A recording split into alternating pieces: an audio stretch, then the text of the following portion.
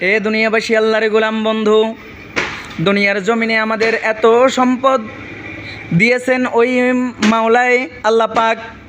দুনিয়ার জমিনের আপনার আমার মনকে পরীক্ষা করার জন্য আমরা দুনিয়ার দিকেই ব্যস্ত হয়ে যাই, নাকি দুনিয়ার পাশাপাশি মহান আল্লাহকে আমরা মানি। বন্ধু, দুনিয়ার জমিনের সম্পদগুলো পেয়ে পেয়ে আমরা কখনোই মহান আল্লাহকে ভুলে যাব না।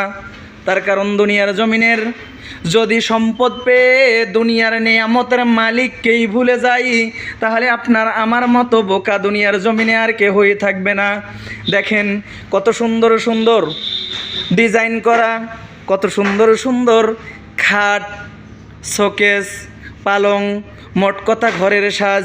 এ দুনিয়াবাসী আল্লাহর গোলাম, যে মালিক এই সমস্ত জিনিসগুলো আপনাকে আমাকে কেনার তৌফিক দিয়েছেন, তেনার শুকরিয়া সব সময় আদায় করব। ভালো লাগলে লাইক কমেন্ট